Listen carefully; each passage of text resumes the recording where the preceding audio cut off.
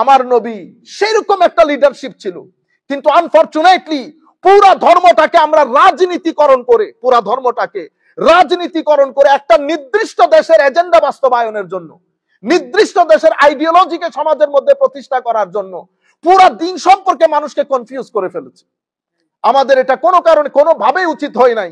মানুষ সেকুলার হয়ে গেছে, মানুষ এইথিস্ট হয়ে গেছে আমাদের কারণে।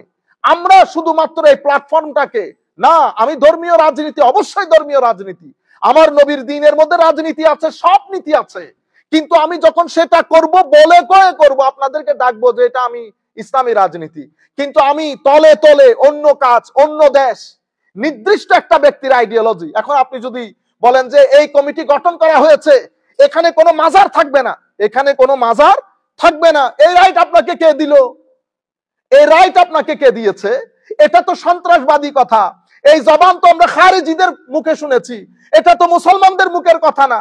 তাইলে আপনি পুরো মুসলিম রাষ্ট্রে, সৌদি আরব বাদে, কাতার কুয়েত বাদে, যে সমস্ত তেল সমৃদ্ধ দেশ, যাদের কারণে মুসলিম দেশের ডিভিশন, তারা বাদে যারা মুসলিম সিভিলাইজ কান্ট্রি, এলম এবং হেকমতের মধ্যে এখনো লিডারশিপ, তারা মিশর বলেন, সিরিয়া বলেন, জর্ডান বলেন, ইয়েমেন বলেন, প্যালেস্টাইন বলেন, আরো মরক্কো বলেন, আরো যে সমস্ত আরব দেশ, সেই মাজারগুলা কোথায় নিয়ে যাবেন? আপনি তাশকন্দের ইমাম বুখারীর মাজার কি করবেন? ইমাম মুসলিমের মাজার কি করবেন? সিহাসিত্তার ইমামের মাজার কি করবেন? এরপরে আপনি মিশরের বুকে, আপনি যে ভদ্রলোক বড় ওয়াজ করে, সেও তো মিশরে পড়ে আসছে, সেই মিশরের মাজারগুলা কি হবে? আমার নবীর মাজার কে? তাইলে তো আপনারা সময় পেলে আমার নবীর মাজারে ভেঙে উড়িয়ে দেবেন, ঠিক না? এটা খারিজিয়ত। এতগুলা মাজার আছে, তো এতগুলা মাজার সব ভেঙে ফেলবেন? মাজার ভেঙে না, এটা তো আপনার কালচারের পার্ট হয়ে গেছে। এখন আপনি কি করবেন? সেখানে যদি কোনো অরাজকতা থাকে, আপনি বলেন অরাজকতা, তাইলে তো বাংলাদেশের একটা পার্টিও রাখতে পারবো না, আমি কাউকে রাখতে পারবো না। আপনি যে ভালো সেটা আপনাকে কে বলেছে? আমরাই সেই মানুষ 50,000 টাকা ছাড়া ওয়াজ করি না। আজকে আপনি বলতে পারবেন বড় বড় সভা 1-1.5 লাখ টাকা বাদে ওয়াজ করেছি। আলহামদুলিল্লাহ আমরা বলতে পারবো বাংলাদেশের বুকে সিনা খুলে যে কোন মায়ের ছেলের কাছ থেকে আমরা অ্যাডভান্স নেই নাই, আমরা লাখ টাকা নেই নাই, 50,000 টাকা যারা দিয়েছে 30,000 ফেরত দিয়েছে, আমরা বলতে পারবো। কিন্তু আপনি লাখ টাকা বাদে কেউ ওয়াজ করে না। সেই জাতি যদি বলেন মানে তারা আসলে বহুত কিছু হয়ে যাবে, না মাফি, গড়ের শিক্ষা বড় শিক্ষা। শুধু আমি পাঞ্জাবি টুপি পরে ফেললে হবে না, পাঞ্জাবি টুপি পরে ফেলে তো বরবাদ হয়ে গেছে। এখন রাজনীতির জন্য তফসির করা, সেটা কিভাবে হয় আমি আপনাদেরকে দেখাই। আমি যাদের সাথে রাজনীতি করি তাদের মধ্যে কিছু মানুষের সাথে আমার ডিসএগ্রিমেন্ট আছে, ঠিক আছে? তো আমি কি করলাম? তাদেরকে নিয়ে আইনা কোরআনের আয়াতের মধ্যে ফেলেছি। উলাইকা হুম আসহাবুল মাইমানা। আল্লাহ রাব্বুল আলামিন এই আয়াতের মধ্যে ওই ডানপন্থী যারা রাজনীতি করে, এমুক করে, সমুক করে, খায়, ওর দেখে দেখায়, ওরে বেটা তুমি কোন সুফিজম আসছো বেটা? কোরআনে আল্লাহ যেটা বলতেছেন, এবং এই ডানপন্থী বামপন্থীর ব্যাপারে সূরা ওয়াকিয়ার মধ্যে আল্লাহ বিস্তারিত বলেছেন কারা ডানপন্থী কারা বামপন্থী। আপনি যে ডানপন্থী বামপন্থী মনে করতেছেন, ওই ডানপন্থী বামপন্থীর কথা আল্লাহ কোরআনে পাকের মধ্যে বলেন নাই। আপনি উলামায়ে কেরাম যে আন্দাজে তাফসীর করেন, সে আন্দাজে তাফসীর করেন। সাধারণ মানুষকে যেটা বলার সেটা বলেন, আর কিছু কথা আপনি ইন্টেলেকচুয়াল লেভেলের জন্য রেখে দেন। আপনি আম মজলিসের মধ্যে, আপনার সাথে আমার ডিসএগ্রিমেন্ট থাকতে পারে, আম মজলিসের মধ্যে যদি বলেন যে একটা মাজারও রাখা হবে না, হোয়াট ডু ইউ মিন? কি একটা মাজারও রাখা হবে না? 2-4 জন মানুষ দেখে হুঁশহারা হয়ে গেছেন, এই 2-4 জন মানুষ একসাথে করে হুঁশহারা হয়ে গেছেন। আরে বেটা, মালেকসার উরুসের মধ্যে 15 লাখ মানুষ হয়, আপনি কোথায় কোথায় গিয়ে মাজার বানিতেছেন? আসেন চট্টগ্রামের বুকে শক্তির পরীক্ষা হয়ে যাক। এগুলা শিখাইতেছেন, একটা ব্যক্তি নাই, সবাই হুঙ্কার মারে বাংলাদেশের মধ্যে মাজার নিশ্চিহ্ন করে ফেলা হবে। ও ভাই, বন্ডদের নিশ্চিহ্ন করেন, সেটা একটা সিস্টেম অনুযায়ী আপনি করতে পারবেন নিশ্চিহ্ন? এগুলাকে বলে গুন্ডামি, সান্ডামি, সন্ত্রাসবাদী। তাফসীরুল কোরআন মাহফিলের মধ্যে আবার এই ধরনের শব্দ আসে কোত্থেকে? এখানে এই ধরনের কথাগুলো বললে তো আপনি তো গৃহযুদ্ধের দিকে দেশকে ঠেলে দিবেন। কারণ আপনি এক জায়গায় যাবেন, যেখানে আপনি সুযোগ পাবেন সেখানে আপনি ভাঙবেন, যেখানে আমি সুযোগ পাবো সেখানে আমি ভাঙবো। এটা নিয়ে আইন, এটা নিয়ে আল্লাহ রসুলের আইন, এটা শিখিয়ে গেছেন। আর আপনি মন্দিরের মধ্যে পাহারা দিচ্ছেন, মাজার ভেঙে দিচ্ছেন। কত বড় মুসলমান আপনি! সম্মানিত মুসল্লিয়ানে কেরাম, আমরা আজকে সূরাতুল বালাদের প্রথম অংশ আমরা গত সপ্তাহে বোধহয় আমরা ডিসকাস করেছি ইনশাআল্লাহ। আজকে সূরাতুল বালাদ এর দ্বিতীয় অংশ ফাক্কু রাকাবা, এখান থেকে আমরা ইনশাআল্লাহ কথা শুরু করব। আপনাদের কাছে যেটা অনুরোধ থাকবে সেটা হচ্ছে এই ধরনের দার্স যেগুলা হয়, দর্সুল কোরআন বা দর্সে হাদিস বা দর্সুল ফিকহ, এগুলা হচ্ছে আপনার এই গ্যাদারিং গুলা আসমানের নিচে জমিনের উপরে আমরা যত কিছুর কারণে একসাথে হই, যত কিছুর কারণে সবচেয়ে উত্তম সিটিং হচ্ছে, গ্যাদারিং হচ্ছে জ্ঞানের গ্যাদারিং। সেটা ফিজিক্স হইতে পারে, যে কোনো জ্ঞান, কিন্তু সেটা সেই জ্ঞানের সম্পৃক্ততা যদি কোরআনে পাকের সাথে হয় তো আসমানের নিচে জমিনের উপরে এর চেয়ে উত্তম জায়গা আর নাই। আমার নবী সাল্লাল্লাহু আলাইহি ওয়াসাল্লাম আমাদেরকে বোঝানোর জন্য বলেছেন তালেবে ইলম, তালেবে ইলম মানে সিকার অফ নলেজ অথবা স্টুডেন্ট যেটাকে বলি, যেই ব্যক্তি আল্লাহকে সন্তুষ্ট করার জন্য মান সালাকা তারিকান ইয়ালতামিসু ফীহি ইলমা, আল্লাহকে সন্তুষ্ট করার জন্য জ্ঞান অর্জনের পথে বের হবে, মানে যেই ব্যক্তি জ্ঞান অর্জনের জন্য ইচ্ছা পোষণ করবে just for the pleasure of almighty Allah, আল্লাহকে সন্তুষ্ট করার জন্য, সাহহালাল্লাহু লাহু তারিকান ইলাল জান্নাহ, মাওলাই করিম ওই ব্যক্তির জন্য জান্নাতের রাস্তাটাকে সহজ করে দেন, জান্নাতের রাস্তা সহজ করে দেন। এমনিতেই আমরা আমাদের দার্সের ভিতরে ঢুকে গেছি, আমি আপনাদেরকে বোঝানোর জন্য একটু দূর থেকে, কারণ আয়াতের অর্থগুলো একটু জটিল, তো আমি চাচ্ছি, কারণ মাদ্রাসার ছাত্র হলে আবার আরবি গ্রামার ট্রামার দিয়ে বোঝানো সহজ, কিন্তু সাধারণ মানুষের জন্য একটু ডিফিকাল্ট হয়ে যায় কথাগুলা। এই জন্য মনে রাখবেন, জান্নাতে যাওয়ার বিষয়টা কিন্তু ইজি না। মানুষকে কত কষ্ট সংকুল পরিস্থিতি পারে দিতে হয়। লাকাদ খালাকনাল ইনসানা ফি কাবাদ, এই আয়াতের মধ্যে, এই সূরার মধ্যে আল্লাহ এটাই বলেছেন, লাকাদ খালাকনাল ইনসানা ফি কাবাদ। যেই কোনো স্তরের মানুষ, ধরেন আপনি পিক আপ করলেন প্রধানমন্ত্রী, আমরা মনে করি কি প্রধানমন্ত্রী মানে হচ্ছে খুব সুখের জীবন, আসলে কি সেরকম? আমরা পুরা জাতির টেনশনকে এক প্লেটে রাখলে অথবা এক পাল্লায় রাখলে, প্রেসিডেন্টের টেনশনকে আরেক পাল্লায় রাখলে সেম হবে। আমরা মনে করি কি অনেক ইজি লাইফ, ঠিক আছে? ইন্ডাস্ট্রিয়ালিস্ট, বড় একজন ইন্ডাস্ট্রিয়ালিস্ট, গাড়ি বাড়ি নাম যশ খ্যাতি, আমরা মনে করি মাশাআল্লাহ how peaceful his life is. ঘটনা কিন্তু সেরকম না। আল্লাহ প্রত্যেক বড় জায়গা অ্যাচিভমেন্টের পেছনে একটা বড় কষ্ট রেখেছেন আল্লাহ, এবং সেই জিনিসটাকে ধরে রাখতে হলে আরো কষ্ট সংকল পরিস্থিতি পাড়ি দিতে হয়। ইটস নট ইজি, এটা full of struggle and effort. আপনি ম্যানেজার হয়েছেন, একটা ব্যাংকের ম্যানেজার, সবার খুব ইচ্ছা থাকে যে কাশ যদি আমি প্রধান এর চেয়ারে বসতে পারতাম। যিনি প্রধানের চেয়ারে বসেন, স্পেশালি বাংলাদেশের ব্যাংকে যারা ম্যানেজার হন, 50% তো হার্ট অ্যাটাকে মারা যায়, 50 to 75% কিসে মারা, হার্ট অ্যাটাকে মারা যায়। লোড গুলা নিতে পারে না। আর লাকাদ খালাকনাল ইনসানা ফি কাবাদ। আলেম উলামা যাদের অনেক যশ, অনেক নাম, অনেক খ্যাতি, ঠিক না? আপনাদের দৃষ্টি, অনেকের দৃষ্টিতে ড্রিম মানে ওহ কি মজা, আসলে কি সেরকম? আমি দেখেন এখানে আগের উলামায়ে কেরাম যখন বসে কথা বলতেন তো কোনো টেনশন ছিল না, ভুল একটা হয়ে গেল উনি ফার্দার চেক করে ডাবল পরবর্তী দর্শের মধ্যে ঠিক করে দিলেন। কিন্তু এখন এই যে চোখ বসায় রাখছেন, এটা কিন্তু কোটি মানুষের চোখ। এখানে যদি আপনি একটু 19-20 করেন, 19-20 করেন, আপনি ঘুম থেকে উঠতে উঠতে আপনার জেল ফাঁসি হয়ে যাবে। আমি অনেক বছর আগে, প্রায় আমার মনে হয় 2007-8 এর দিকে আমাদের একটা বই পাবলিশ হয়। সে বইয়ের মধ্যে এক লাইনের মধ্যে একটা জিনিস গলত হয়েছে। গলত বলতে আমরা চেকই করতে পারি না এটাকে, বইয়ের মধ্যে গলত হয়েছে। এই বইয়ের মধ্যে যে গলত সেটা কিন্তু আপনি জানেন যে এটা মিস্টেকেনলি হয়েছে, ঠিক আছে? আমি জানি যে আমাদের ফর এক্সাম্পল ইকবাল ভাই উনি ওই দৃষ্টিভঙ্গির না, আমি জানি, কিন্তু আমি যখন দেখলাম ওনাকে আটকাইতে হবে, তো কিভাবে আটকাবো? আমি একটা বাইক এখানে একটা পিক আপ করছি, বস উনি ঘুম থেকে উঠে নাই, পাগল করে ছেড়ে দিছি। আপনারা বুঝতে পারতেছেন এই কাজগুলো আমরা করি। তো এখন আপনারা আমরা যেটা মনে করি খুব ইজি জব, আসলে ঘটনা ইজি জব না। আমরা কথাগুলাকে এডিট করে করে অনেক চিন্তা চেতনা করে শব্দের চয়েস পিক আপ এগুলো ডিসাইড করতে হয়। এভাবে প্রত্যেকটা জায়গায় যিনি প্রধান, প্রত্যেকটা জায়গায় যিনি মহান, প্রত্যেকটা জায়গায় যিনি বড় চেয়ারে বসেন, লাকাদ খালাকনাল ইনসানা ফি কাবাদ, প্রত্যেক ব্যক্তি বড় কষ্ট সংকুল, বড় স্ট্রাগল এফোর্টের মধ্য দিয়ে যেতে হয়। ঠিক আছে? এই জন্য জান্নাতের রাস্তা এত ইজি না। জান্নাতের রাস্তার জন্য অনেক কষ্ট সংকুল পরিস্থিতি পাড়ি দিতে হয়। সাহাবায়ে কেরাম নিজের জান, মাল, ঈমান, ইজ্জত সবকিছু দেওয়ার পরেও 24/7 টেনশনের মধ্যে থাকতে হয়তো আমার নবীর শানে কোনো উল্টাপাল্টা কোনো কিছু হয়ে যাচ্ছে কিনা।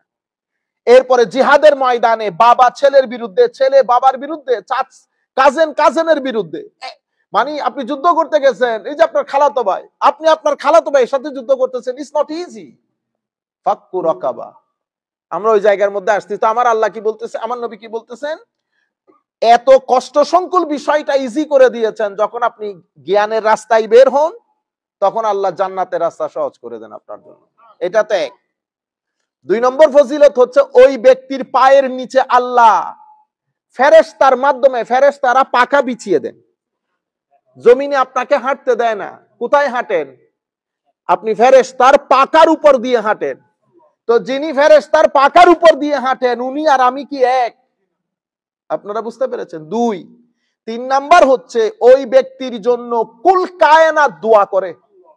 এমন কি সমুদ্রের গহ্বরে যেই সমস্ত সৃষ্টি, মাছ থেকে শুরু করে যাহা কিছু আল্লাহ সৃষ্টি করেছেন, সবকিছু ওই ব্যক্তির জন্য দোয়া করে। আমার নবী সাল্লাল্লাহু আলাইহি ওয়াসাল্লামের সমস্ত হাদিসগুলা যদি আমরা রাখি, তালেবে ইলম, জ্ঞান অর্জন করা, এবং সেই জ্ঞান যদি কোরআনের জ্ঞান হয়, তাইলে আপনি চিন্তা করে দেখেন কোন মজলিসের মধ্যে আমরা বসেছি। আমি নালায়েক হইতে পারি, কোনো সন্দেহ নাই। আমি এটার যোগ্য না, কোনো সন্দেহ নাই, আমরাও জানি সেটা। কিন্তু আমি কে সেটা ডাজন্ট ম্যাটার। আমি কি নিয়ে বসেছি, কোনটা বলতেছি, সেটা ম্যাটার করে। আমি ভুল ত্রুটি করলে সেটার জিম্মাদার আমি, আল্লাহ আপনাকে জিজ্ঞেস করবে না। আপনি কিন্তু ফ্রি, আপনি ফ্রি। সেই কারণে মজলিসের মধ্যে আপনারা চেষ্টা করবেন বন্ধু বান্ধব ছেলে বলেকে নিয়ে বসতে। আমার নবী সাল্লাল্লাহু আলাইহি ওয়াসাল্লাম মসজিদে নববীর মধ্যে ঢুকে দেখতেছেন একটা গ্রুপ বসে এলমি আলোচনা করছে, আর একটা গ্রুপ বসে জিকির ইলাহি করছে। আমার নবী কতন দাঁড়াইলেন, দাঁড়ানোর পরে দেখলেন, দেখার পরে কার সাথে বসেছেন জানেন? যারা জ্ঞান অর্জন নিয়ে, জ্ঞান নিয়ে কথা বলতেছেন, those who are discussing about knowledge, holy prophet সাল্লাল্লাহু আলাইহি ওয়াসাল্লাম joint them in their discussion of knowledge. যারা আল্লাহর জিকিরে ব্যস্ত, তাদের সাথে জয়েন করেন নাই। জয়েন কোথায় করেছেন? নলেজের গ্যাদারিং এ। কেন? বুঝানোর জন্য যে জিক্রে ইলাহির গ্যাদারিং এর চেয়ে জিক্রে এলমে ইলাহির গ্যাদারিং অনেক উত্তম, নলেজের গ্যাদারিং অনেক উত্তম। সেই কারণে আপনারা নিজেরা ছেলে বাচ্চাদের নিয়ে আসার চেষ্টা করবেন, যাতে আমরা কিছু ইংরেজিতে বললেও তারা কিছুটা বুঝতে পারলো, এনজয় করতে পারলো। আলহামদুলিল্লাহ রাব্বিল আলামিন। তো আমরা যখন সূরাতুল বালাদ ডিসকাস করতেছিলাম, আল্লাহ রাব্বুল আলামিন আমরা শেষ যেখানে করেছি, আল্লাহ বলেছেন ওয়াহাদাইনাহুন নাজদাইন, আমি তাদের সামনে 2টি পথ উন্মোচন করে দিয়েছি। 2 রাস্তা বোঝানোর জন্য আমি অনেক নবী রাসূল পাঠিয়েছি।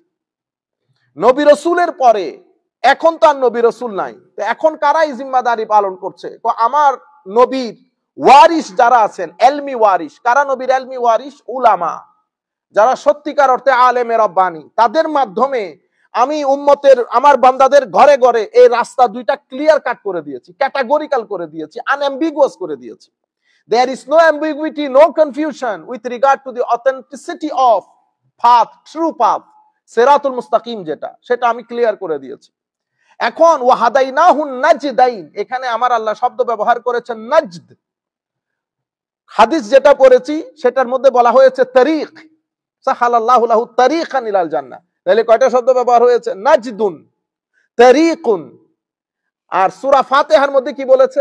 ইহদিনাস সিরাত আল মুস্তাকিম। তাইলে কয়টা শব্দ ব্যবহার হয়েছে? সিরাতুন। তাইলে নাজদুন, তারিকুন, সিরাতুন, নাজদুন, তারিকুন, সিরাতুন, 3টার অর্থই রাস্তা, 3টার অর্থই রাস্তা। কিন্তু কোরআনের, মানে এটাকে আমরা বলি এজাজুল কোরআন, কোরআনের এক্সট্রা অর্ডিনারি মিরাকল ক্যারেক্টারিস্টিক্স। যদিও 3 শব্দের অর্থ রাস্তা, কিন্তু আপনি যদি ডিপ ডাউনে যান দেখবেন একটার সাথে একটা আসমান জমিনের ফারাক আছে, একটার সাথে একটা আসমান জমিন। আমরা ওই রাস্তায় ঢুকবো না আমরা, কারণ কিছু ইম্পর্টেন্ট কথা বলা দরকার। সিরাত, ইহদিনাস সিরাতাল মুস্তাকিম, তাইলে আমাকে বলেছে রাস্তা 2টা পরিষ্কার করে দিয়েছি। এরপরে আমাকে শিখিয়ে দিয়েছে আমি যেন প্রত্যেক নামাজের একটা সূরা তো অবশ্যই পড়ি, সূরাতুল ফাতিহা প্রত্যেক নামাজে পড়তেছি। সেই জায়গার মধ্যে আমি বলতেছি না ইহদিনাস সিরাতাল, তো আমার আল্লাহ বলতেছে ওয়াহাদাইনাহুন নাজদাইন, আমি তো তোমাকে হেদায়েত করে দিয়েছি। কিন্তু আপনি এখানে বলতেছেন ইহদিনা, আমাকে হেদায়েত করেন। সূরাতুল বালাদের মধ্যে বলেছে হেদায়েত করে দিয়েছি, কিন্তু আমি সূরাতুল ফাতিহার মধ্যে বলতেছেন ইহদিনা, হেদায়েত করেন। এই কারণে শুধু অনুবাদ করে দিলে হয় না। উলামায়ে কেরাম যখন অনুবাদ করেন, আলেমের আমার মতো উলামা অনুবাদ করলে তাহলে আমি টিকটিকার মতো অনুবাদ করতে পারবো না। কেন? কারণ কোরআনের সমস্ত ইউসেজ গুলো আমার চোখের সামনে নাই। সেই কারণে আপনার ডিপেন্ড করতে হয় বড় উলামার উপর, যারা যখন কথা বলেন তখন কোরআন হাদিস উলামায়ে কেরামের অভিমত, সাহাবায়ে কেরামের, তাবেঈনের অভিমত তাদের চোখের সামনে হয়, তাদের চোখের সামনে হয়। সেই কারণে আমরা তাফসীরের কিতাব তাফসীর করতে গেলে আমরা কার উপর ডিপেন্ড করি? ওই যারা মুফাসসির তাদের উপর ডিপেন্ড করি। কেন? কারণ তারা এক আয়াত যখন কথা বলেন তো কোরআনের এই ধরনের হাজারো আয়াত তাদের চোখের সামনে থাকে, আমাদের পক্ষে সম্ভব না। তাইলে ওয়াহাদাই না, এই জিনিসগুলা পিক আপ করে কারা? আমাদের যারা এইথিস্ট গ্রুপ আছে, ঠিক আছে, ইন্টেলেকচুয়াল গ্রুপ, তারা এগুলা পিক আপ করে মানুষকে বলে কনফিউজ করে দেয়। কেন? আমি একদম শুরুর দিন আপনাদেরকে বলেছিলাম কোরআন শরীফ বোঝার জন্য 3টা জিনিস লাগে। প্রথম যেই জিনিস সেটা হচ্ছে আরবদের পরিভাষা যদি না বুঝেন, কারণ এটা তো আরবি, তাহলে আমাকে এটা বোঝার জন্য আগে আরবদের আরবি বুঝতে হবে। আরবরা আরবি শব্দটাকে কোন সময় কিভাবে কোন অর্থে ব্যবহার করে এটা যদি না বুঝি তাহলে আমরা কোরআন শরীফ বুঝতে পারবো না। এরপরে উলামায়ে কেরামের অভিমত জানতে হবে, হাদিস শরীফ জানতে হবে, তখন আপনি অনুবাদগুলো পারফেক্টলি করতে পারবেন। তাইলে ওয়াহাদাইনাহুন নাজদাইন, আমি 2টি রাস্তা পরিষ্কার করে দিয়েছি। তো এখানে হাদাইনাহু মানে কি হবে? আমি 2টি রাস্তা তোমাদের সম্মুখে একেবারে ক্লিয়ার করে দিয়েছি। আর সূরা ফাতিহার মধ্যে আমি বলতেছি ইহদিনা আস-সিরাতাল মুস্তাকিম, এখানে ইহদিনা মানে এই ইরাতুত তরিকও হতে পারে, ইসাল ইলাল মতলুবও হতে পারে। ইরাতুত তরিক মানে ইহদিনা মানে আমাকে রাস্তা দেখান। আমরা বলতেছি আল্লাহ রাস্তা দেখাইলে হবে না শুধু। কেন? কারণ আপনি রাস্তা দেখাবেন বলতেছেন, তো ওখানে তো সিরাতুল মুস্তাকিমের উপর শয়তান বসা আছে, সেই তো বলতেছে লা আকউদান্না লাহুম সিরাতাকাল মুস্তাকিম, আমি তাদের সিরাতুল মুস্তাকিমের উপর বসা থাকবো। এখন যদি আমি ইহদিনা মানি বলি ইরাতুত তরিক, রাস্তা দেখান, তো রাস্তা দেখান ওই তো আমারে 7 5 14 বুঝাইয়া 2 নাম্বার রাস্তায় ঢুকাই ফেলবে। তাইলে কি হবে? না, ইহদিনার আরেকটা অর্থ হচ্ছে ইসাল ইলাল মতলুব, আল্লাহ আমাকে সিরাতুল মুস্তাকিমে পৌঁছিয়ে দেন। শুধু দেখাইলে হবে না রাস্তা, তাহলে পৌঁছাইলে কেমনে পৌঁছাবেন? আল্লাহ এসে পৌঁছাইতে পারবেন না।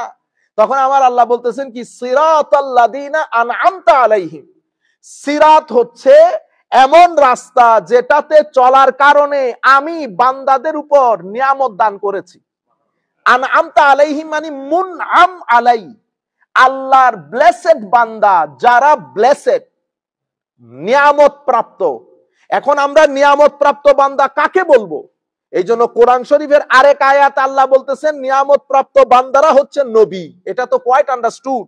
নবী, সিদ্দিক, যাদের ভিতর বাহির সত্যবাদী, শহীদ, সালেহ, আল্লাহর ওলি, আউলিয়া, এই 4 ক্যাটাগরির মানুষকে আল্লাহ রাব্বুল আলামিন কোরআনে পাকের মধ্যে কি বলেছেন? মুনআম আলাই, নিয়ামত প্রাপ্ত বান্দা। তাহলে নবী রাসূল তো এখন নাই, নবী রাসূল এখন নাই। সিদ্দিক, শহীদ, সালেহ, এই 3টা জিনিস তো। এখন আমরা কোরআনে পাকের সূরাতুল হাদীদের একটা আয়াতের মধ্যে আল্লাহ বলছেন ওয়াল্লাযীনা আমানু বিল্লাহি ওয়া রুসুলিহি উলাইকা হুমুস সিদ্দিকুনা ওয়াশ শুহাদা ইনদা রাব্বিহিম। সিদ্দিক আর শহীদ কারা?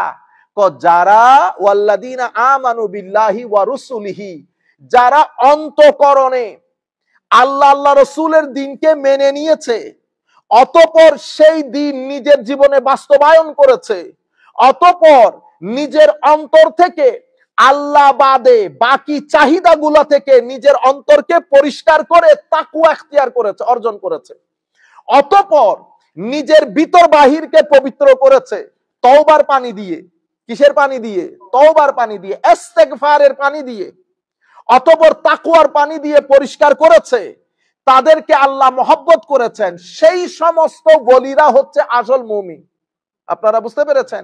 এখন তাইলে আল্লাহর নিয়ামত প্রাপ্ত বান্দা কারা? যারা আল্লাহর ওলি তারা। তো ইহদিনাস সিরাতাল মুস্তাকিম ইসালিলাল মাতলুব, মানে আল্লাহ আমাকে ওই টার্গেটেড প্লেসে পৌঁছিয়ে দেন। তো আমি কিভাবে যাব? With navigation. কার সাথে নেভিগেশন? আল্লাহর ওলিদের সাথে, ওলিদের দেখানো পথে।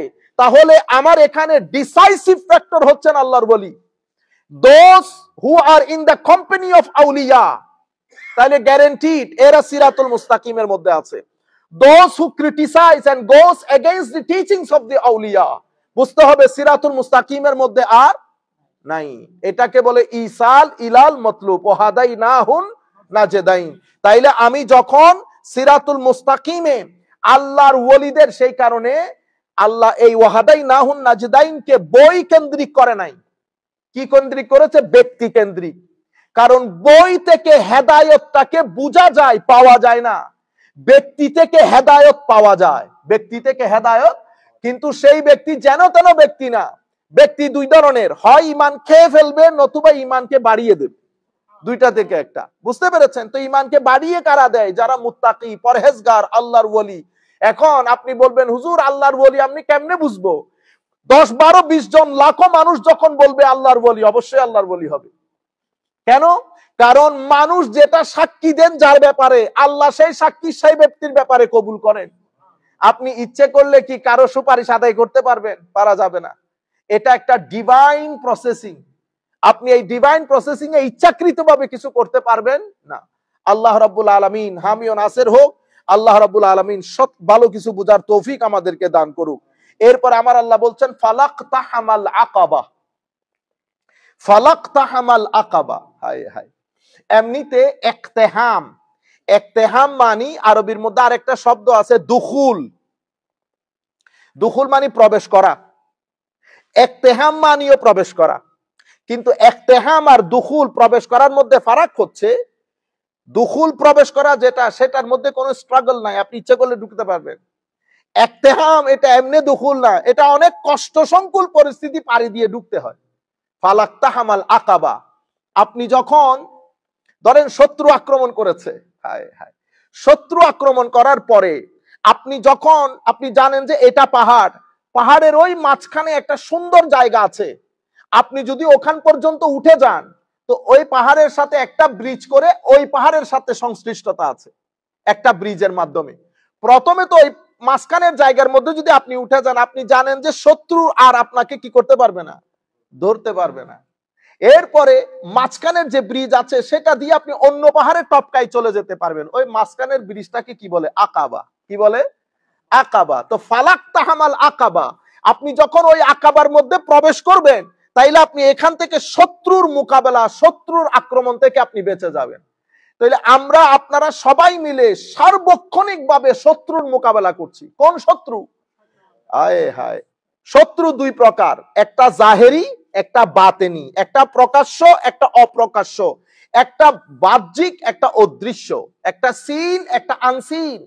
আনসিন শত্রু হচ্ছে যেটাকে দেখা যায় না, যেটা বড় খতরনাক, more dangerous than the one which can be seen, যেটা সার্বক্ষণিক আপনার ঈমান, আকীদা, আমলকে কুড়ে কুড়ে খেয়ে ফেলতেছে। কেউ দেখতেছে না, আমাকে বোঝা যাচ্ছে, আমাকে দেখতে তো আপনারা বড় আলেম মনে করতেছেন, কিন্তু আমার ভিতরের যে শত্রু সেটা 24 আওয়ার্স যে আমাকে হামলার ভিতরে রেখেছে। এই আমি আমল দিয়ে সোয়াব অর্জন করি, এই সেই ওয়াসওয়াসা দিয়ে আমার সোয়াব নষ্ট করে দিচ্ছে। আমি আমারটা জানি, আপনি আপনারটা জানেন, কেউ কারোটা জানে না। সেই কারণে মানুষ রহস্যের পাহাড়, মানুষ রহস্যের পাহাড়। আমি যেই ব্যক্তিকে আল্লামা আলেমে রব্বানি মনে করছি সেই জানে সে আলেমে রব্বানি কিনা। সেই কারণে সবাই আল্লাহর দরবারে যখন ফরিয়াদ করে কি বলে? আল্লাহ আমার চেয়ে বড় জালেম দুনিয়াতে নাই, আমার চেয়ে বড় জালেম দুনিয়াতে। আবার সব এক কেন্দ্রিক না, সব এক কেন্দ্রিক না, এটা আদবের জায়গা। তো মানুষ যখন আল্লাহর দরবারে হাত তুলে তখন সব সময় নিজেকে জালেমের জায়গায় দাঁড় করিয়ে দেন। আপনি কি তাকে জালেম বলতে পারবেন? আমার নবীও এই কাজ করতেন। আমার নবীও যখন ফরিয়াদ করতেন বলতেন, আল্লাহ আমি খুব সাদা সিধা। তা আমার নবী কি সাদা সিধা? এমনিতে এমনিতে এটা মানুষের একটা হিউম্যান ফিলসফি। মানুষ যেই ব্যক্তি নিজেকে ভদ্রভাবে উপস্থাপন করবে, খুব সাদা সিধা রাখবে, আপনি দেখবেন তাকে দাম দেবেন না। এটা একেবারে সাধারণ একটা মানুষের মানুষের মানুষের একটা নিয়ম নীতি, নেচার। আমি আপনাকে বললাম অমুক ভদ্রলোক, এটা আপনাদের এলাকার লোক, গিয়ে কথা বলে দেখতে পারেন, আপনার প্রবলেম সলভ হয়ে যাবে। আপনি গেলেন, ভদ্রলোক গেটম্যান আপনাকে অনেক খাই খাতির করলো, ভিতরে নিয়ে গেল, উনি নিচে নেমে আসলেন, আপনাকে অনেক মহব্বত করেছে, টাকা দিয়েছে, পয়সা দিয়েছে, আপনার পাশে বসে কথা বলেছে। আপনার ভিতরে যে একটা দূরত্ব ছিল সেটা চলে গেছে। আপনার ভিতরে যে একটা ক্ষোভ, ভয়, ভীতি, হেজিটেশন ছিল, দূর হয়ে গেছে। আপনি বাইরে এসে আপনার বন্ধুকে বলতেছেন, দূর, আপনি বলছেন বড় মানুষ, তা আমাদের মতো, বসে অনেকক্ষণ আলাপচারিতা করলাম।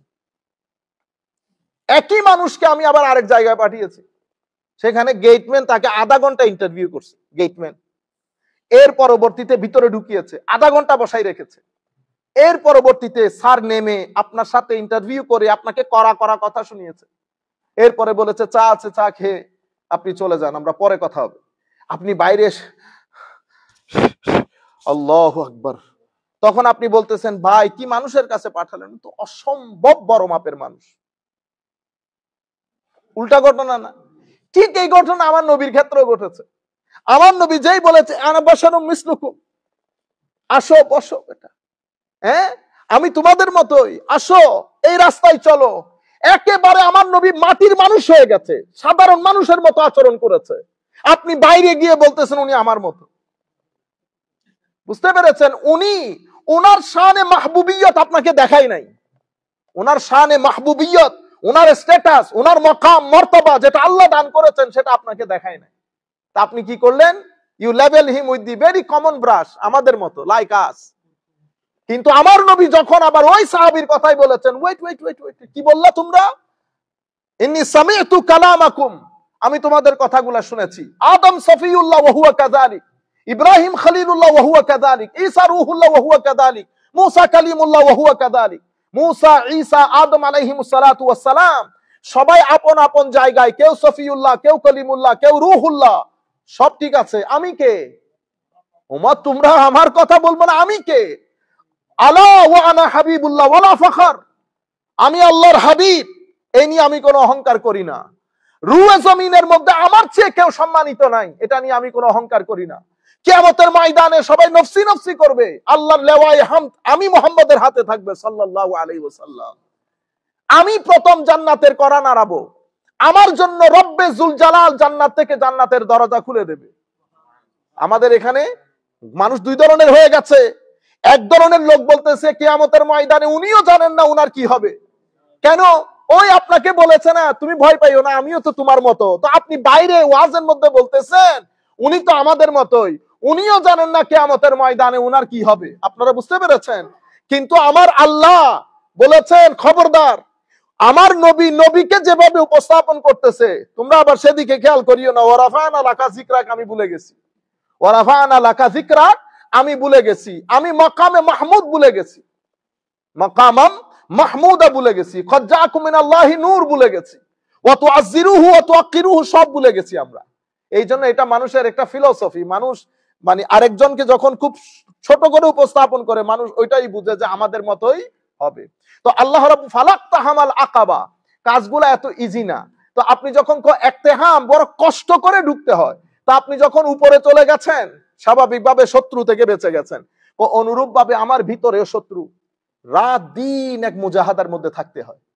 এই জন্য এই মুজাহাদাটাকে, এই যুদ্ধটাকে বদরের যুদ্ধের চেয়েও কঠিন বলেছে আমার নবী।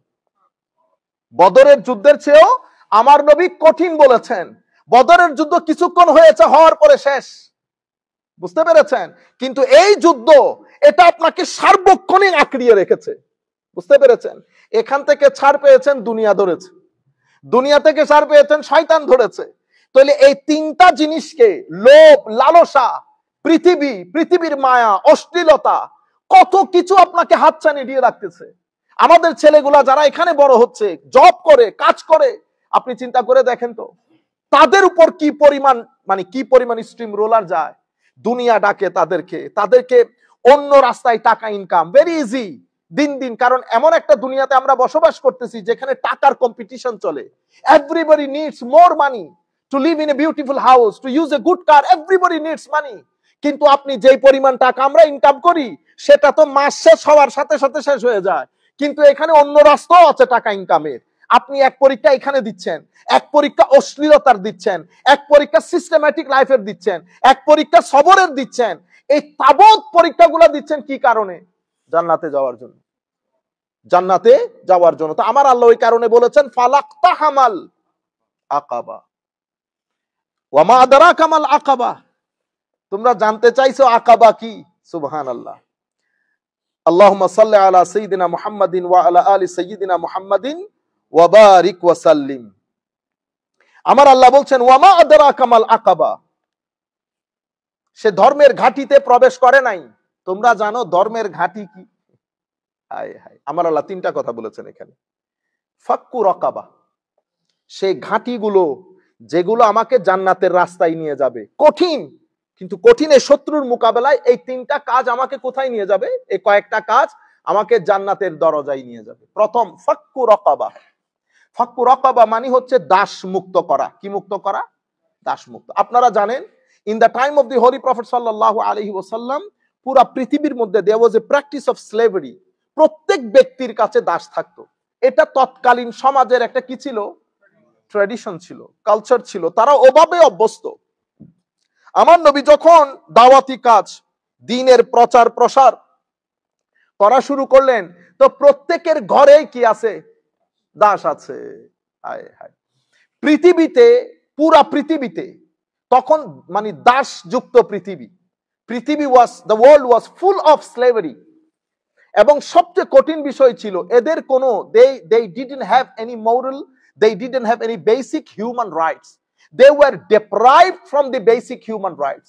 যারা দাস ছিল তাদেরকে বিলকুল আপনি মানে চতুষ্পদ জন্তুর মতো, just like an animal they were being treated, চতুষ্পদ জন্তুর মতো তাদের সাথে বিহেভ করা হতো। তাদের বেসিক কোনো ইয়েস নোর কোনো কি ছিল না, রাইট ছিল না। খাওয়া দাওয়ার ক্ষেত্রে no right, whatever given you have to eat, you have no authority to say yes or no. Your yes is your ownership yes, you have to say no if your owner say no. এটা একটা জাহান্নাম ছিল পৃথিবীর মধ্যে। আমার নবী আগমন করলেন। আমার নবীর হাতে দুটি অপশন, হয় আমার নবী, এটা আমি এখন আমাদের অনেক ভাইদের প্রশ্নের উত্তরও দিয়ে দিচ্ছি একসাথে। আমার নবী ইচ্ছে করলে এটা এক কলমে কি বলে দিতে পারতেন যে আজকে থেকে দাস প্রথা নিষেধ, বলে দিতে পারতেন। তা আমার ভাইরা জিজ্ঞেস করে, কই উনি তো দাস প্রথা নিষেধ করেন নাই।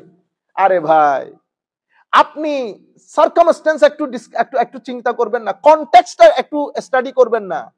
আমার নবী যদি তখন বলে দিতেন যে আজকে থেকে দাস প্রথা নিষেধ, তো দাস যেগুলো মুক্তি হতো তাদের খাওয়া দাওয়ার দায়ভার আমার নবী নিতে পারতেন। তাদেরকে কোথায় রাখবেন? তাদের খাওয়া দাওয়া কি হবে? এর পরবর্তীতে যারা মুক্ত করেছে এদের কারো কৃষি কাজ, কারো ব্যবসার কাজ, এই কাজগুলা কে সামাল দেবে? তো আমার নবী স্ট্র্যাটেজিক্যাল হয়েছেন, টেকনিক্যাল হয়েছেন। আমার নবী একগোতে ফুৎকারে নিষেধ করেন নাই। আমার নবী কি করেছেন? গ্রাজুয়ালি, আমার নবী গ্রাজুয়াল নীতি অবলম্বন করেছেন। গ্রাজুয়ালি এমন কিছু সিস্টেম ডেভেলপ করেছেন যে সিস্টেমের আন্ডারে আমার নবী চেয়েছেন যাতে এই দাস প্রথা পৃথিবী থেকে একেবারে এলিমিনেট হয়ে যায়।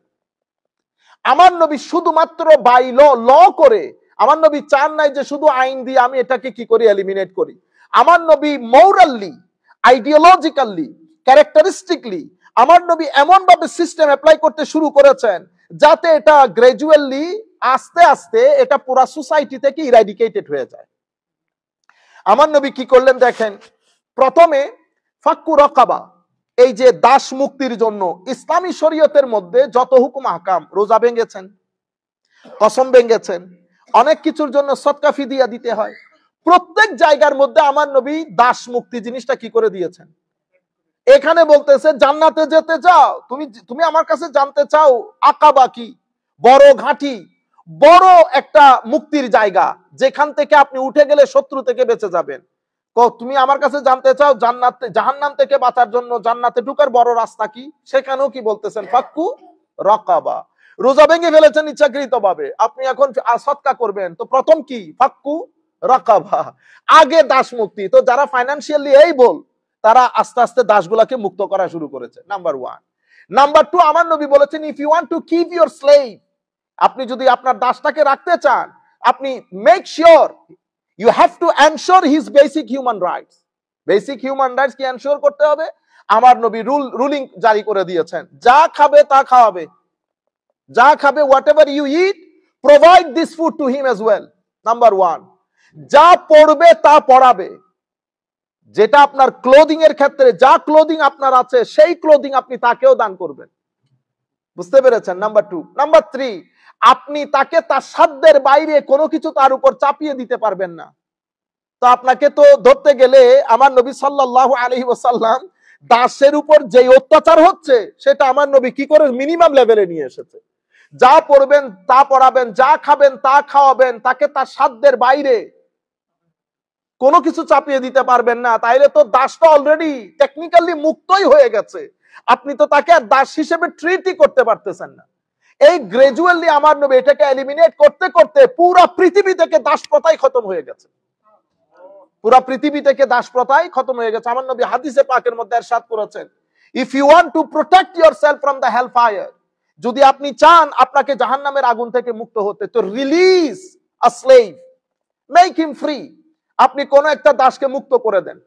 আপনি যদি আমার নবী শেষ পর্যন্ত বলতেছে তুমি যদি চাও তোমার চোখ প্রোটেক্ট করতে জাহান্নামের আগুন থেকে, তো একটা দাসের চোখকে মুক্ত করে দাও। What does it mean? That means free him, তাকে মুক্ত করে দেন, ফাক্কু রাকাবা। তাইলে আমরা এখান থেকে পুরো কনটেক্সচুয়াল বিষয়গুলা বুঝলাম এবং এতটুকুনো বুঝেছে আমার নবী এক কথার মধ্যে যদি দাসকে মুক্ত করে দিতেন তো রাষ্ট্রের কাছে এত ফাইন্যান্সিয়াল এবিলিটি ছিল না, রাষ্ট্র তাদেরকে একসাথে এনে রাষ্ট্র তাদেরকে খাওয়াবে, পড়াবে, শেল্টার দেবে, ওই ফাইন্যান্সিয়াল এবিলিটি রাষ্ট্রের ছিল না। সেই কারণে আমার নবী গ্রাজুয়াল নীতি অবলম্বন করে পুরা সোসাইটিকে দাস প্রথা বিলুপ্তির সাথে ইনভলভ করেছেন। এটা হচ্ছে আমার নবীর ইউনিক লিডারশিপ, যেটা আমার নবী সব ক্ষেত্রে করেছেন। আমরা ইনশাআল্লাহ এটা কোন একটা জুমার মধ্যে আপনাদেরকে বলবো। আমেরিকা দীর্ঘ 10 বছরের চেয়ে বেশি সময় নিয়েছে, শেষ পর্যন্ত মদ সমাজ থেকে তারা কি করতে পারে নাই? এলিমিনেট করতে পারে নাই। প্রথম 2 বছর যখন মদকে ব্যান করে দেওয়া হয়েছিল, সেই 2 বছরে শুধু মানুষের এই প্রটেস্টে মদ ব্যানটাকে তুলে দেওয়ার জন্য শত শত মানুষ মারা গেছে, শত শত মানুষ মারা গেছে। ঘরে ঘরে মানুষ মদের আসর বসিয়েছে যখন মদ ব্যান করে দেওয়া হয়েছে। একটা পৃথিবীর সবচেয়ে শিক্ষিত জাতি, সভ্য জাতি 10 বছর সময় নিয়ে মদকে ব্যান করতে পারে নাই।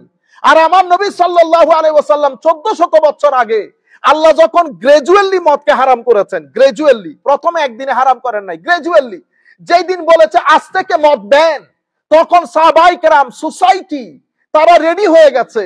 তো আমার নবী শুধু সাহাবীকে বলেছে যাও পৃথিবীর আনাচে কানাচে, মদিনার আনাচে কানাচে বলে দাও মদ ব্যান হয়ে গেছে।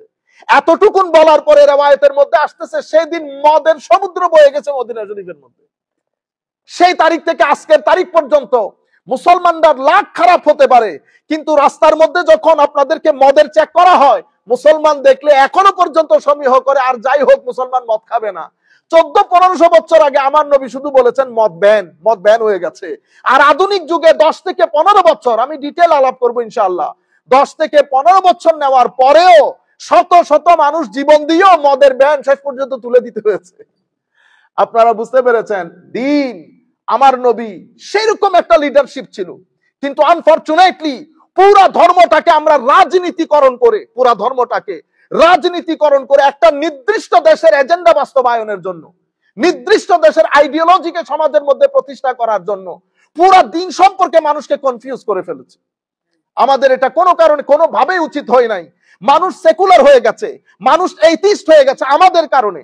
আমরা শুধুমাত্র এই প্ল্যাটফর্মটাকে, না আমি ধর্মীয় রাজনীতি, অবশ্যই ধর্মীয় রাজনীতি, আমার নবীর দ্বীনের মধ্যে রাজনীতি আছে, সব নীতি আছে, কিন্তু আমি যখন সেটা করব বলে কয়ে করব, আপনাদেরকে ডাকবো যে এটা আমি ইসলামী রাজনীতি, কিন্তু আমি তলে তলে অন্য কাজ, অন্য দেশ, নির্দিষ্ট একটা ব্যক্তির আইডিওলজি। এখন আপনি যদি বলেন যে এই কমিটি গঠন করা হয়েছে, এখানে কোনো মাজার থাকবে না, এখানে কোনো মাজার থাকবে না। এই রাইট আপনাকে কে দিল?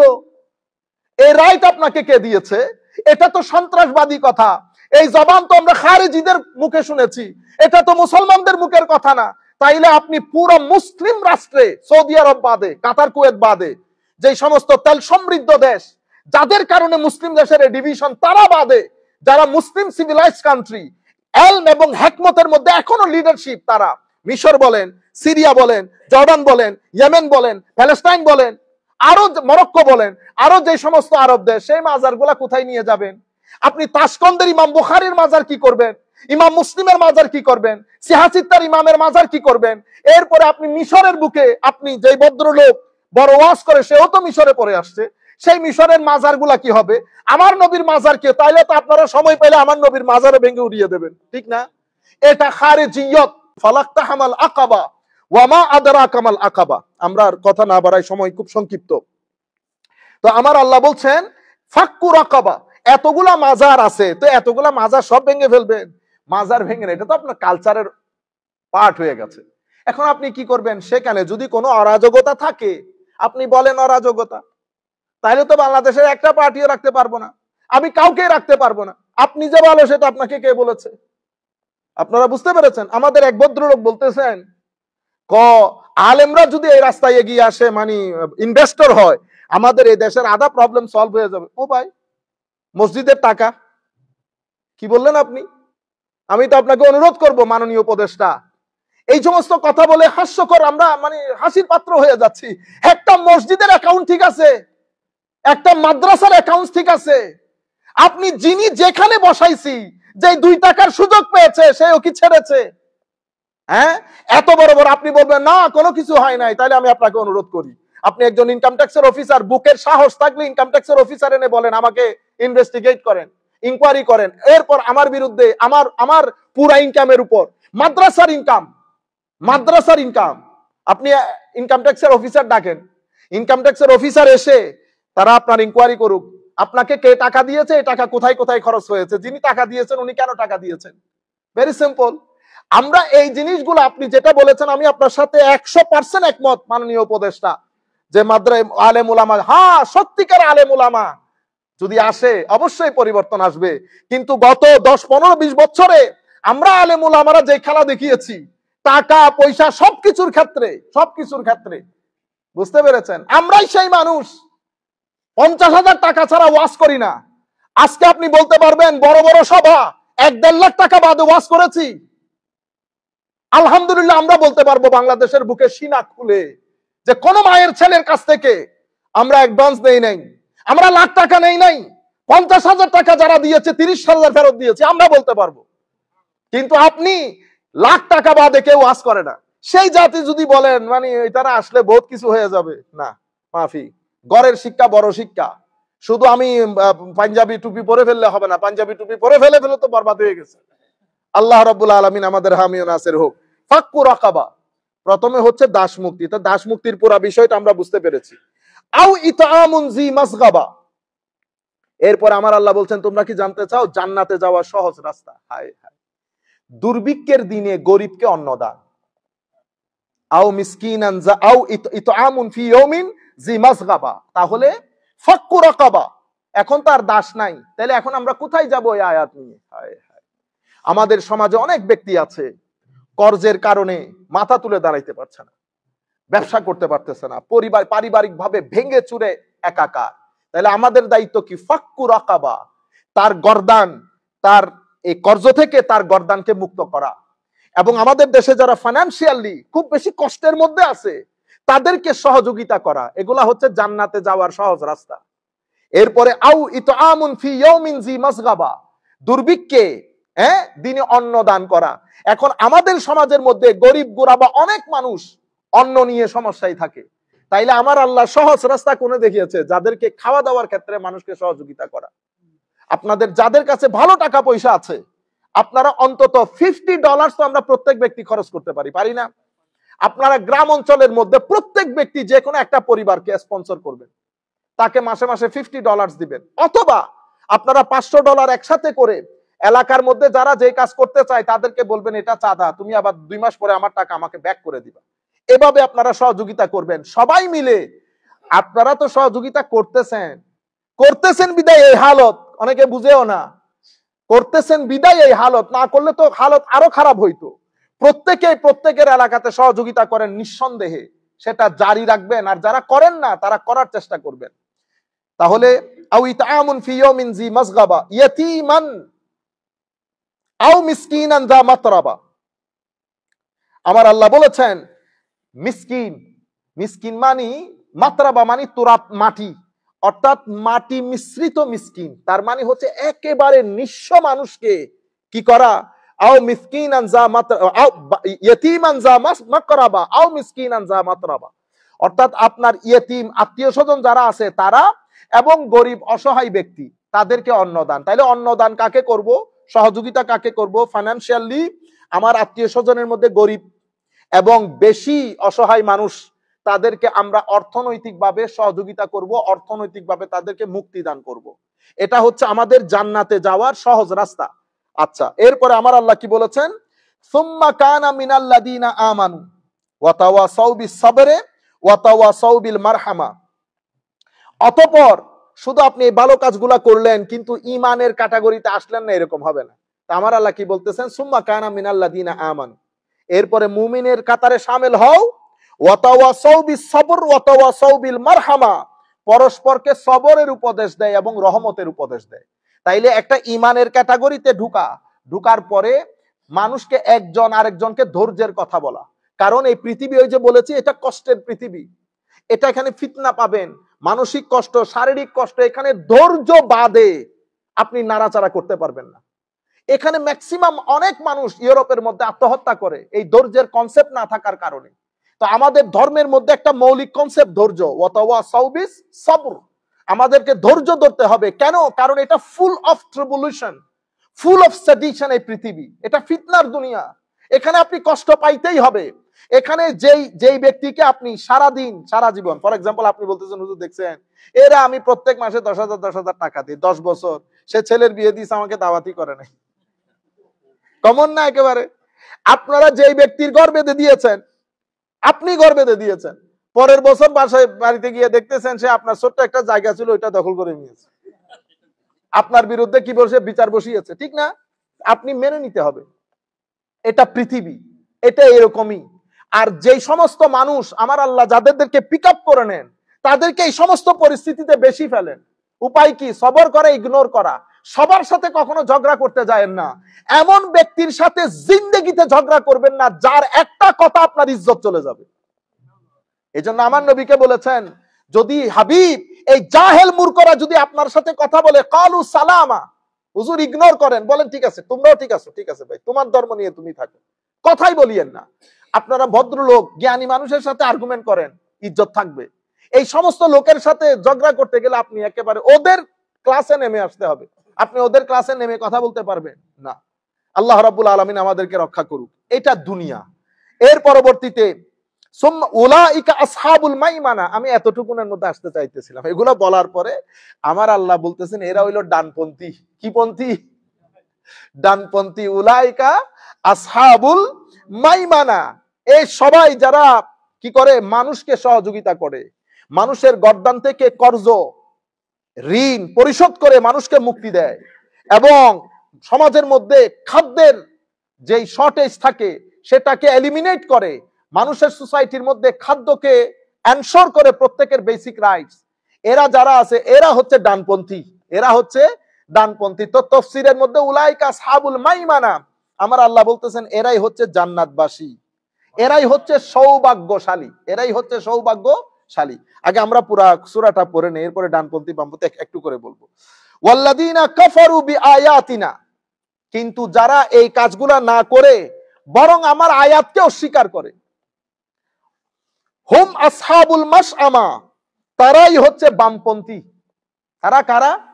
বামপন্থী। মাশআমা, তারাই দুর্ভাগা। আলাইহিম নারুম মুসাদা, এবং এই সমস্ত বামপন্থী যারা, দুর্ভাগ্য যারা, তারাই অগ্নি পরিবেষ্টিত অবস্থায় বন্দী থাকবে। বুঝতে পেরেছেন?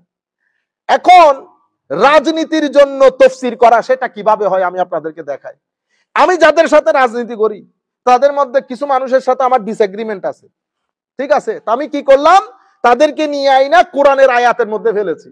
উলাইকা হুম আসহাবুল মাইমানা। আল্লাহ রাব্বুল আলামিন এই আয়াতের মধ্যে ওই ডানপন্থী যারা রাজনীতি করে, এমুক করে, সমুক করে, খায়, ওর দেখে দেখায়, ওরে বেটা তুমি কোন সুফিজম আসছো বেটা? কোরআনে আল্লাহ যেটা বলতেছেন এবং এই ডানপন্থী বামপন্থীর ব্যাপারে সূরা ওয়াকিয়ার মধ্যে আল্লাহ বিস্তারিত বলেছেন কারা ডানপন্থী কারা বামপন্থী। আপনি যে ডানপন্থী বামপন্থী মনে করতেছেন, ওই ডানপন্থী বামপন্থীর কথা আল্লাহ কোরআনে পাকের মধ্যে বলেন নাই।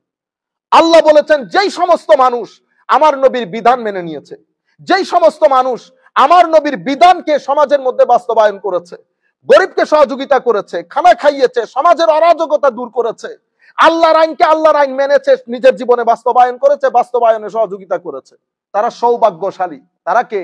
সৌভাগ্যশালী। তারা ডানে থাকবে। তারা কি থাকবে? ডানে থাকবে। তাদের আমলনামা আল্লাহ ডান হাতে দান করবে। কনসেপ্ট জুদা জুদা। কারণ আপনি যে রাইটিস্ট লেফটিস্টের কথা বলতেছেন, এটা তো ফ্রেঞ্চ রেভলিউশনের পরে এসেছে। ফ্রেঞ্চ রেভলিউশনের পরে এসেছে। আমরা যে রাইটিস্ট লেফটিস্ট মনে করি, ফ্রেঞ্চ রেভলিউশনের পরে স্বাভাবিকভাবে এই কি বলে পার্লামেন্টের মধ্যে যারা পার্লামেন্ট ইয়ার যিনি ফাদার অফ পার্লামেন্ট, ওনার রাইটে বসতেন তাদেরকে রাইটিস্ট বলতো, যারা লেফটে বসতেন তাদেরকে লেফটিস্ট বলতো। এই রাইটিস্ট লেফটিস্ট গুলো according to the society, according to the culture, এদের ডেফিনিশন ক্যারেক্টারিস্টিক পরিবর্তন, পরিশোধন, পরিমার্জন হয়। অনেক সময় যারা লেফটিস্ট হয় তারা দিন ধর্ম এগুলাকে কি করতে চায় না, মানতে চায় না। তারা সোশ্যাল কালচার এগুলাকে বেশি প্রমোট করতে চায় এবং হিউম্যান রাইটস কে বাস্তবায়ন করতে গিয়ে তারা ইন্ডিভিজুয়াল যে ফ্রিডম সেটার উপর বেশি গুরুত্ব দেয়। ইন্ডিভিজুয়াল ফ্রিডমের উপর গুরুত্ব দিতে গিয়ে তারা ধর্মটাকে প্রাইভেট রাখতে চায়, এটাকে সোসাইটিতে আনতে চায় না। কারণ তাদের একটা তাদের আন্ডারস্ট্যান্ডিং হচ্ছে সোসাইটির মধ্যে যেহেতু বিভিন্ন ধর্মের লোক থাকে, আপনি যখন আপনার ধর্ম আপনি আনবেন, অমুকের ধর্ম অমুক আনবে, তখন এই ধর্ম নিয়ে একটা ক্লেশ হবে, যেভাবে পূর্ববর্তী সময়ে হয়েছে। তারা কি করেছে, মুদ্রার এক পিঠ দেখেছে, অন্য পিঠটা দেখাইতে পারে না। This is their understanding. আমার দায়িত্ব কি? আমার দায়িত্ব হচ্ছে এই লেফটিস্ট রাইটিস্ট বলে তাদেরকে দিন থেকে দূরে করা না, তাদেরকে দিনের দাওয়াত দিয়ে সামনের দিকে নিয়ে আসা। এখন আপনি যদি বলেন কোরআনে পাকের মধ্যে, আমি নিজের কানে শোনা তাফসীর করতেছেন, কোরআনে আয়াত পড়েছে একটা, দেখেছেন কুদরতে খোদা, কি কুদরতে খোদা, গজবে খোদা। এই ব্যক্তি একটা নাস্তিক। আপনি লাখ মানুষের মজলিসের মধ্যে আস্তিক নাস্তিক আপনি লাখ মানুষের মধ্যে ঘোষণা দিবেন, নাকি আপনি ইন্টেলেকচুয়াল নিয়ে কথাবার্তা বলে সেখান থেকে ফতোয়া ইস্যু করবেন? আমার এখানে লাখ মানুষ যদি কথা শুনে, আমাদের এখানে কিছু মানুষ আছে উগ্রবাদী, কিবাদী, উগ্রবাদী, সকল গ্রুপের মধ্যে কিছু মানুষ উগ্রবাদী থাকে। সে আপনার মেসেজটা নিবে, সে মনে করবে আমার নেতা এটাকে নাস্তিক ঘোষণা করেছে, তাইলে আল্লাহ বলেছেন এই নাস্তিকদেরকে যেখানে পাও হত্যা করো। আপনি কি করলেন? এখন কোন আয়াতের তাফসীর করেছেন আপনি? এটাকে আমি বলছি রাজনীতি করো। আপনি উলামায়ে কেরাম যে আন্দাজে তাফসীর করেন সে আন্দাজে তাফসীর করেন, সাধারণ মানুষকে যেটা বলার সেটা বলেন, আর কিছু কথা আপনি ইন্টেলেকচুয়াল লেভেলের জন্য রেখে দেন। আপনি আম মজলিসের মধ্যে, আপনার সাথে আমার ডিসএগ্রিমেন্ট থাকতে পারে, আম মজলিসের মধ্যে যদি বলেন যে একটা মাজারও রাখা হবে না, হোয়াট ডু ইউ মিন? কি একটা মাজারও রাখা হবে না? 2-4 জন মানুষ দেখে হুঁশহারা হয়ে গেছেন, এই 2-4 জন মানুষ একসাথে করে হুঁশহারা হয়ে গেছে। আরে বেটা, মালেকসার উরুসের মধ্যে 15 লাখ মানুষ হয়, আপনি কোথায় কোথায় গিয়ে মাজার বানিতেছেন? আসেন চট্টগ্রামের বুকে শক্তির পরীক্ষা হয়ে যাক। এগুলা শিখাইতেছেন, একটা ব্যক্তি নাই, সবাই হুঙ্কার মারে বাংলাদেশের মধ্যে মাজার নিশ্চিহ্ন করে ফেলা হবে। ও ভাই, বন্ডদের নিশ্চিহ্ন করেন, সেটা একটা সিস্টেম অনুযায়ী আপনি করতে পারবেন নিশ্চিহ্ন? নিশ্চিহ্ন কে করবে? আমার কাজ হচ্ছে মানুষকে প্রথমে এডুকেট করা, এডুকেট করার পরে আমরা আইনের আশ্রয় নেই। এখন আমি কি এটা আমি নিজে নিতে পারবো? আপনার ভাইকে অমুক ব্যক্তি হত্যা করেছে, আপনি নিজের চোখে দেখেছেন, আপনি ওই ব্যক্তিকে হত্যা করেছেন, কোর্ট কি আপনাকে মাফ করে দেবে? কোর্ট মাফ করে দেবে কেন? কারণ আপনি আইন নিজের হাতে তুলে নিয়েছেন। বেটা, আপনি আইন নিজের হাতে তুলে নিতে পারবেন না। এগুলাকে বলে গুন্ডামি, সান্ডামি, সন্ত্রাসবাদী। তাফসীরুল কোরআন মাহফিলের মধ্যে আবার এই ধরনের শব্দ আসে কোত্থেকে? আপনারা বুঝতে পেরেছেন? আল্লাহ রাব্বুল আলামিন আমাদের হামি ও নাসির হোক। আমরা সরকারের যারা যথাযথ অথরিটি তাদেরকে বলবো আল্লাহর ওয়াস্তে এই সমস্ত হুঙ্কার যারা যেই মজলিস থেকে দেয় তাদেরকে আইনের আওতায় আনা হোক, এবং তাদেরকে এটা বোঝানো হোক যে এগুলো সন্ত্রাসবাদী কথা। বাংলাদেশ একটা শান্তির দেশ, সাম্যের দেশ, আমরা সবাই একসাথে থাকবো। আপনারা বুঝতে পেরেছেন? এখানে এই ধরনের কথাগুলো বললে তো আপনি তো গৃহযুদ্ধের দিকে দেশকে ঠেলে দিবেন। কারণ আপনি এক জায়গায় যাবেন, যেখানে আপনি সুযোগ পাবেন সেখানে আপনি ভাঙবেন, যেখানে আমি সুযোগ পাবো সেখানে আমি ভাঙবো। এটা নিয়ে আইন, এটা নিয়ে আল্লাহ রসুলের আইন, এটা শিখিয়ে গেছেন। আমার নবী ইহুদি নাসারা খ্রিস্টানদের সাথে বসে মিসাকে মদিনা রচনা করেছেন এবং বলেছেন ইন্নাহুম উম্মাতুন ওয়াহিদা, সবাই মিলে এক নেশন। আমার নবী ইহুদি খ্রিস্টানকে এক নেশন করেছেন, আর আপনি মন্দিরের মধ্যে পাহারা দিচ্ছেন, মাজার ভেঙে দিচ্ছেন। কত বড় মুসলমান আপনি! আল্লাহ রাব্বুল আলামিন আমাদের হামি ও নাসির হোক। সরকার যদি মনে করে এটা নিয়ে ডায়ালগ করবে, আমরা ডায়ালগ করতে রাজি। আসেন সবাই বসি, আলাপ করি, কোন জায়গা থেকে কি হবে, সেটা কিভাবে ডিল করব। কোন একটা জায়গায় যদি অরাজকতা হয়, বেদাত হয়, গুলুব হয়, সেটা আমরা ডিসকাস করি। সব দলের লোক বসে, মতের লোক বসে একসাথে বলে আমরা একটা সুন্দর শান্তিপূর্ণ একটা ওয়ে আউট বের করি। এটা না সুন্দর কথা? মাজার ভেঙে দাও, অমুক ভেঙে দাও, আল্লাহ আমাদের হামি ও নাসির হোক। ঠিক আছে? তাইলে কোরআনে পাকের মধ্যে আল্লাহ সূরাতুল ওয়াকিয়ার মধ্যে, আপনারা যারা মাদ্রাসার ছেলে আছেন অনেকে এই সমস্ত কথাগুলো জিজ্ঞেস করেন, আপনারা যদি সূরাতুল ওয়াকিয়া পড়েন, সূরা ওয়াকিয়ার মধ্যে আল্লাহ রাব্বুল আলামিন বিস্তারিত বলেছেন। আপনারা যদি ইজা ওয়াকাতিল ওয়াকিয়া লাইসা লিওয়াকাতিহা কাযিবা খাফিদাতুর রাফিআ ইজা রুজ্জাতিল আরদু রাজ্জা ওয়া বুসাতিল জিবালু বাসসা ফাকানাত হাবাআম মুনবাসসা ওয়া কুনতুম আজওয়াজান সালাসা। তারা তিনটা গ্রুপ হবে। ফা আসহাবুল মাইমানা মা আসহাবুল মাইমানা, আমার আল্লাহ বলতেছেন যারা ডান দিকে হবে, কতই সৌভাগ্যবান যারা ডান দিকে থাকবে। কারা ডান দিকে থাকবে? আল্লাহ রাব্বুল আলামিন যাদের আমলনামা ডান হাতে দান করবেন। এটা একটা সিম্বল। যারা ডান হাতে আমলনামা নেবেন জান্নাতি, যারা বাম হাতে আমলনামা নেবেন তারা জাহান্নামী। পুরা কিয়ামতের ময়দানে সবাই দেখবে জান্নাতীকে আর জাহান্নামীকে। আল্লাহ রাব্বুল আলামিন সেই দিন আল্লাহ যেন আমাদেরকে অপমান অকল্যাণ থেকে আল্লাহ রক্ষা করেন। আল্লাহ যেন আমাদের দুশমনদেরকেও আমলনামা ডান হাতে দান করেন। ওয়া আসহাবুল মাশআমা মা আসহাবুল মাশআমা, আর যারা বাম দিকে থাকবে তারাই কতই দুর্ভাগা। এরপর আমার আল্লাহ বলছেন ওয়াসাবিকুন আস-সাবিকুন উলাইকাল মুকাররাবুন। অনেক কথা বলার পরে নিচে এসে আমার আল্লাহ রাব্বুল আলামিন ইরশাদ করছেন ওয়া আসহাবুল ইয়ামিন মা আসহাবুল ইয়ামিন, যারা ডান দিকের তারা কতই ভাগ্যবান। ফি সিদরিম মাখদুদ, তারা কাঁটাবিহীন বদরিকা বৃক্ষে তাদের অবস্থান। ওয়াতালহিম মামদুদ, এবং কাদি কাদি কলায়। ওয়াজিল্লিম মামদুদ, দীর্ঘ ছায়ায়, অর্থাৎ কলা ফ্রুট সব কিছুর বাগান আমার আল্লাহ রেখেছেন। যারা ডান দিকে থাকবেন, আমলনামা ডান হাতে থাকবে, তারা এই ধরনের বাগানের মধ্যে থাকবে। এরপরে বলতেছেন, শেষে গিয়ে বলতেছেন লি আসহাবিল ইয়ামিন ওয়া কানু ইয়াকুলুনা ওয়া লা মাজমুউন সুম্মা ইন্নাকুম লাআকিলুন ফাশারিবুন। এরপরে আমার আল্লাহ বলছেন আসহাবুল শিমাল মা আসহাবুশ শিমাল। পরবর্তীতে জাহান্নামের কথা বলেছে, তাদেরকে এই দেয়া হবে, তাদের কাঁটাযুক্ত খাদ্য তাদেরকে দেওয়া হবে, এটা তাদের পেটের আতুরি সহ বের করে নিয়ে আসবে। এদেরকে আসহাবুল ইয়ামিন আর আসহাবুল শিমাল বলে আল্লাহ সূরাতুল ওয়াকিয়া যদি আপনারা পড়েন আরো প্রচ্ছন্ন ধারণা আপনারা পাবেন। আল্লাহ রাব্বুল আলামিন আল্লাহর তৌফিকে আমরা সূরাতুল বালাদ শেষ করেছি। আল্লাহ রাব্বুল আলামিন আমাদের হামি ও নাসির হোক। মাওলাই করিম আমাদেরকে কবুল করুক।